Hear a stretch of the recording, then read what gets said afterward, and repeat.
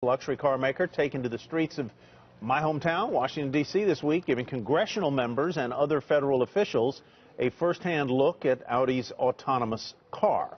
CNBC got to take a ride. Here's how the technology works.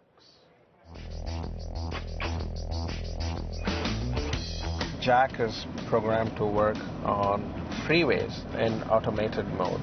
It doesn't have all the antennas and the cables and the sensors sticking out. It just looks like a car that you can go buy at a dealership today. There are over 20 sensors. Once it determines that it is on a road where it can operate by itself, the car lets me know that the mode is available by one of several ways. There is an audio annunciation. There are some LEDs that light up on the dashboard directly in my field of view. There's a message that pops up in the instrument cluster, and the LEDs on the steering wheel light up as well. They are the AP, the autopilot buttons. I push them simultaneously like this to engage, and now the car is driving by itself. All right, thumbs up there. Joining me now, Scott Keogh, Audi of America President. Scott, welcome, and Phil LeBeau is with us. Mr. Keogh, you call this car Jack, is that right? That's exactly right. Well, I don't know Jack. This guy does know Jack. I don't know Jack about autonomous cars to the extent that Phil does. But I guess my simple question for you is, what does the current iteration of these cars, what can they do and what can they not do? You know, that's a good question because we think there's a lot of overhype in this industry. So if you look at it simplistically, there's basically 5 levels of automation. This is what the Society of Automotive Engineers have stated. The car you're seeing there, Jack, does not exist as a consumer product today, and it's level 3. Everything you're seeing, or most people are mentioning today, have some form of assist. For Audi, what does that mean? Is basically, obviously, it has all the sensors. It can brake. It can stop. It can only steer for limited amounts of time in traffic.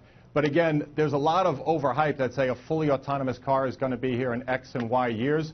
We think it's a step-by-step process. The first car that will achieve level 3 will be an Audi. It'll be A8, and it'll be launched in 2018. Fully autonomous, I think, is going to be much further out, 2023, 2025, that time frame from what we can see. So if I'm interpreting what you're saying correctly, and I know everybody wants to jump in here because we're all very interested in this topic, today's cars could not reliably pilot me around Columbus Circle in New York City or DuPont Circle in D.C. or Trafalgar Square, right?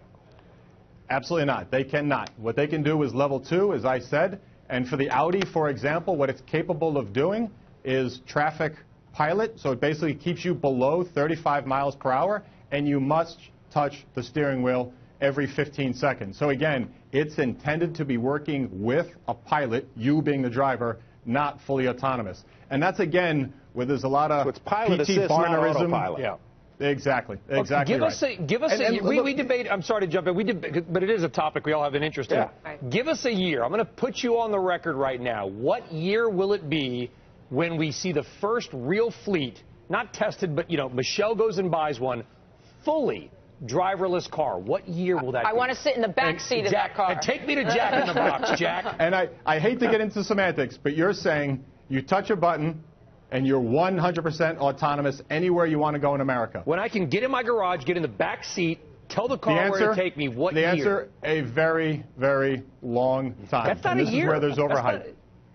2025 and beyond. There you go.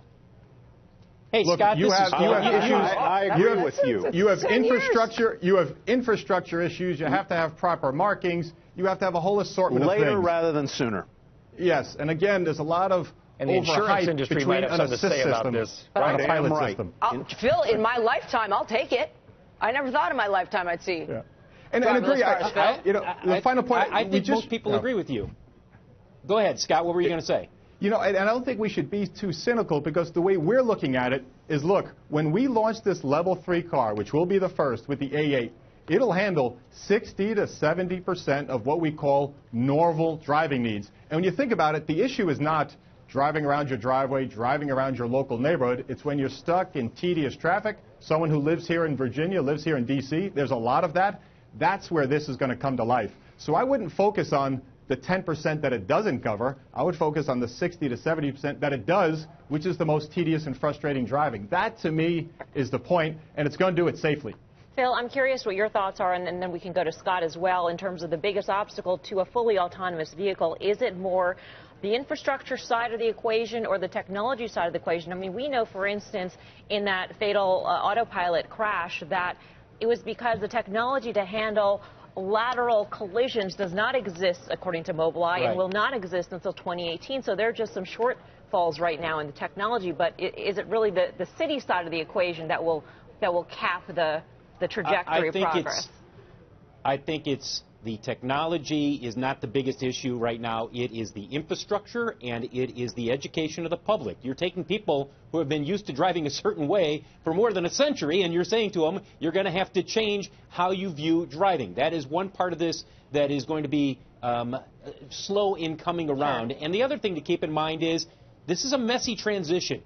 There will be somebody who is hit and killed by a car at some point, by a self-driving car or an autopilot car, or regardless of the maker or whoever the manufacturer is. When that happens, you will hear people howl, there you go, the computers are wrong, the computers are bad. They will focus on one incident at the exclusion and they're going to try and sue the manufacturer to within an inch of their life. Right? Absolutely. How worried are you about that, Scott? Absolutely they will. I mean, we have to look at the higher ground here. First, I agree with Phil. It is a combination of three entities. It's obviously us, the manufacturer, the consumers, and having the trust to go along, and then, of course, the government with the infrastructure, the laws, the regulations. But let's not forget, there have been some form of adaptive cruise technologies in Audis for over 7 or 8 years. Customers are paying $6,000, $7,000 for this technology. If you look at the government, they said some of these brake guards, some of these adaptive cruises have saved 300,000 lives. So when you start to look at that number, have to take the higher ground. It's technology. We're innovating. This is what Audi does for a living. You get it accepted, you get it embraced, it gets better. And that's exactly what's going to come here. Scott, on that note, can we go back to that? You're stuck in traffic, bumper to bumper. When do we get to the point where we're stuck in traffic, bumper to bumper, my productivity is going down the tubes, I can actually read emails, call people, read a book, do something else? Is that coming sooner than the level 5? That will come with level 3, so you will still need to be behind the wheel, so you can't be in the back. But of course, in that situation, as long as you are in that position, the car is under 35 miles per hour, obviously all the markings and all the sensors are working, that will come with the Audi A8. First car with level 3 technology, which no car on the road has today, and no car will have before us. But it won't be legal for me to read my emails while I'm doing that, right? Because there's all these rules about texting and et cetera, while you're driving. You're precisely right, and these are exactly the conversations. I mean, a good example right now, New York State has a rule where you must have one hand on the wheel. That's why we're doing these demonstrations right now in D.C. We're working with NHTSA, we're working with the federal government, and obviously with the states. We'd like to have one common set of regulations that we can then go innovate and deliver to the customer. Very quickly, how good are these cars going to be in hazardous conditions, ice and snow, when some of the sensors get covered by ice and snow? I have a very simple philosophy. Audi sells 1.9 million cars a year. We've been around for 100 years. We don't put things on the market that don't work.